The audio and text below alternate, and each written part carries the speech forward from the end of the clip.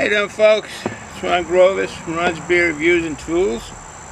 And I'm just sitting here relaxing on a nice Sunday day. Didn't do much work today. And I decided to have a beer. My loving wife went out shopping. She picked up some food and she picked up some lobsters, which she's going to be making some lobster rolls. And so we'll be having those. So I figured I'd do a quick, not really an in-depth beer review, but you saw earlier what this is. It's a Coors Banquet beer. And felt like a beer, felt like a Coors. They hadn't had one of these in a long time. And so give some of the information in case we all forgot about Coors, what it is and so forth, and how it's brewed. It goes way back to the 1800s. That's my opener. I always try to show that. That's a nice tool. That's my Craftsman. Looks like a screwdriver. There down. It fits in well. My stuff there. Alright. You got that. So let's see what this beer looks like. My Bud Light glass. I've mentioned before, in case you haven't heard, when my kids were young. My children's. When I was on vacation, I would take a day, go up to Merrimack, New Hampshire during the week, and visit their brewery, Anheuser-Busch. And they had a fantastic tour. It's the second best tour of all the tours I've taken. I've taken a lot. The best one was in Europe. That was Carlsberg. That was a fantastic brewery. The second best was in this country, and I've been to a lot of brewery tours and so forth, was Anheuser-Busch in Merrimack, New Hampshire. And we get this at the gift shop. At the end is a fantastic gift shop. And the kids always get some kind of beer-related toy of some sort.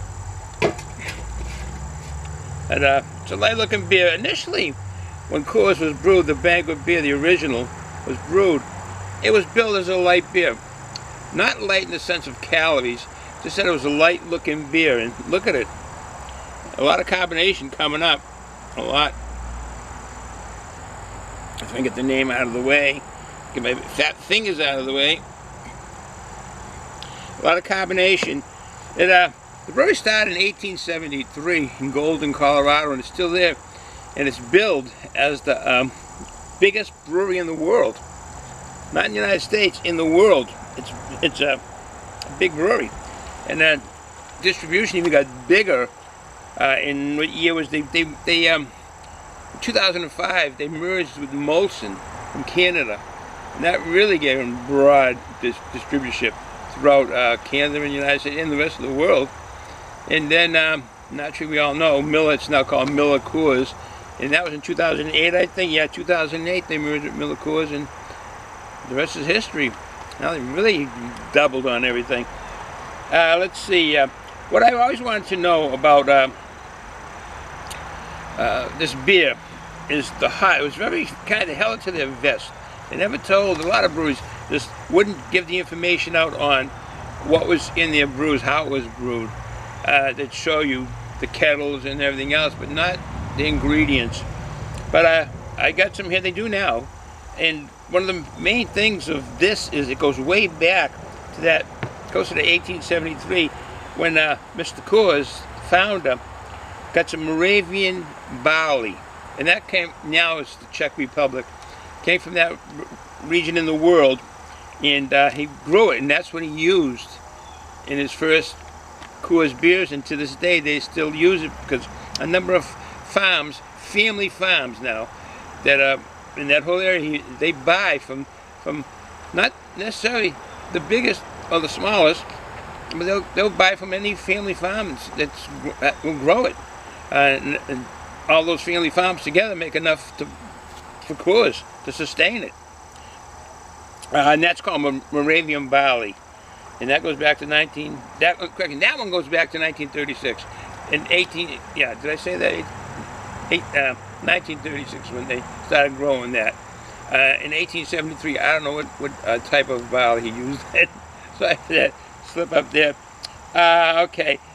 In the hops that they use now in this here, and it's still got some nice carbonation, Chinook, Hallertau, Hercules, Herkules. I've heard of that before. And Taurus. Those together are aromatic and bittering hops. Those four that I said are aromatic and bittering hops. So they put a balance and change the flavors, uniqueness of a beer, really. Let's see. Water in this is 100% still Rocky Mountain water. Why not? The Rocky Mountains right there near Golden, Colorado, and that's what's used. They do use corn syrup, and then they say it on their webpage. One of their webpages. You go to their main webpage, no. But if you type in Coors, Miller Coors ingredients, go to that webpage, and they tell you they do use corn syrup and all these other ingredients that I found out. I did some due diligence and found that out.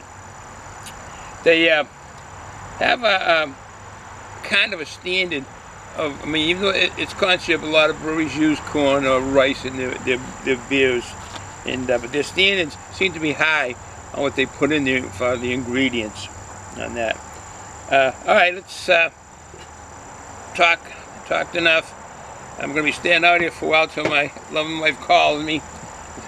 It's nice here, really nice in this area. I got a bunch of hops all over here.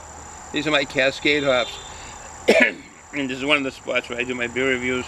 Alright, no further ado. Oh, I got a peach smell. Wow. I haven't had Coors in a long time. I don't even know I can't remember when I did a beer review on it, but I know I did. I hope I did. But this is kind of impromptu. Just to sit down, talk, and explain what was in these beers, because I found out the ingredients. But yeah, it's like a peach smell. It's got to be from their yeast, maybe, the yeast that they use. And of course, the barley there and the corn smell. It's not overpowering at all. You can pick up on it. But the peach really, comes out first. All right, bottoms up.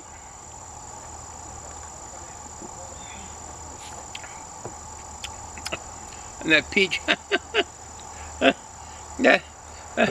that peach aroma goes through on the flavor. Wow.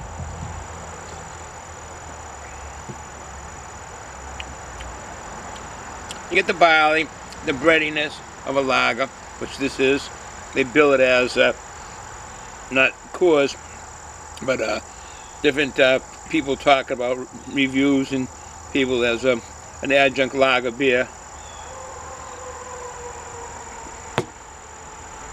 Because of the corn syrup that goes in it. But nowadays all these craft beers got a lot of adjuncts in there, from pineapple to guava to mango, and they should be listed as adjunct to a beer too. Without adjuncts, anything you add to a beer with an adjunct.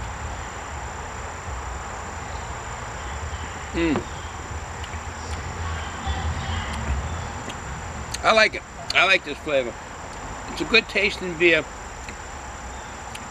It's, to me, a throwback to when I started drinking beer when I was of age, when I was young. Well, before I was doing beer reviews. I do like this bottle. This is a throwback bottle to 1936. And that's when Coors really started taking off. I think it was in 1936. Now, I saw some of the bigwigs with the company, Miller and Coors, and I didn't see any Adolf Coors name with those, CEOs and presidents and some of these other titles. Didn't see Adolf Coors. I don't even know if he's actually part of it or he just sits back and sits on the board of directors, maybe. I don't know. But anyways, nothing to worry about. Oh. The address on this, and I always remember this, is 13, I have it here, 13th and 4th Street in Golden, Colorado. I always wanted to go there someday, just to go to 13th and 4th Street. It's like standing on a corner in Winslow, Arizona. And I did go right by that corner many years ago when I went to California. Excuse me, went to Winslow, Arizona, right by that corner. They now have John McLean, was his name? John McLean? John McLean. the statue. I got a statue he sang that song, and they put those words, just standing on the corner of Winslow, Arizona. But anyways, salute to this this head brewer, the brewmaster, and all the rest that have made this beer the beer that it is. It's a good tasting beer. It looks so light. Yes, and let me tell you about the mouthfeel.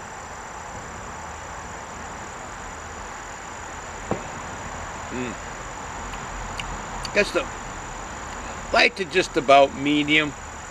Yeah,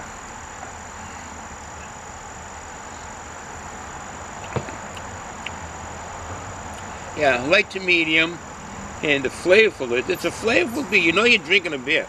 There's no doubt about that. When you're drinking this, you're sitting down, you're drinking a beer at 5% ABV. That's a beer. You know, any guys and gals that want to sit down, enjoy a cold beer on a hot day, this is it, really. I enjoy craft beers, and I do reviews on them, and I like them. Oh, but I like this too. It is good. I enjoy it. So, would I get this again?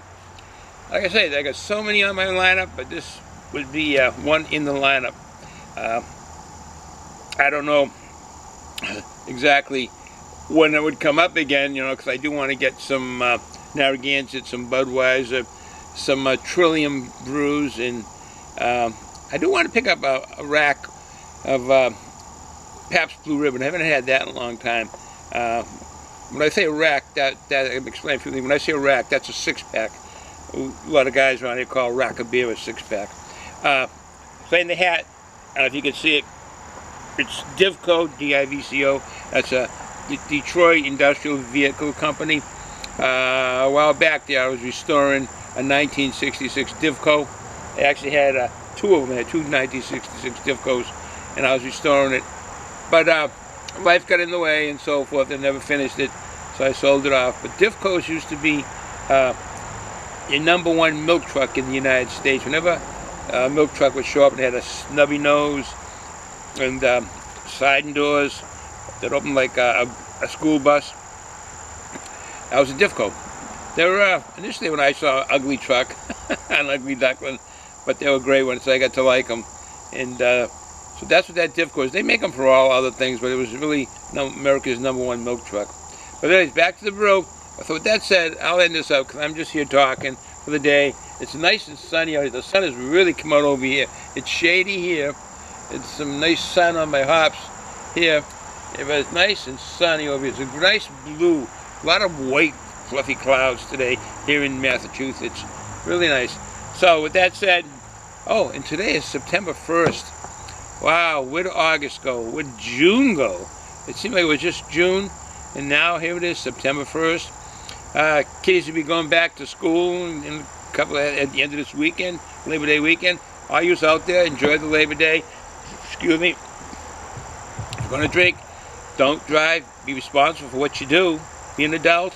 Kids, if you're not of age to drink, don't drink. Your body's still growing. So with that message sent, I hope everybody has a fantastic Labor Day. Ciao.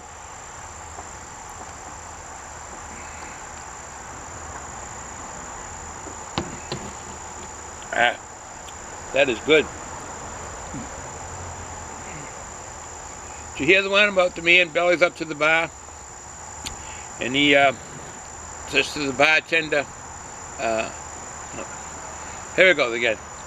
Did you hear the one where the man walks into the bar, bellies up to the bar, and the bartender says, all right, what'll it be? What can I pour you?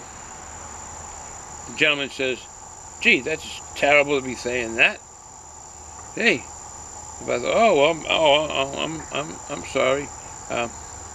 And the guy says, you should know. I messed that joke up, and it's a simple joke. Yeah. All right.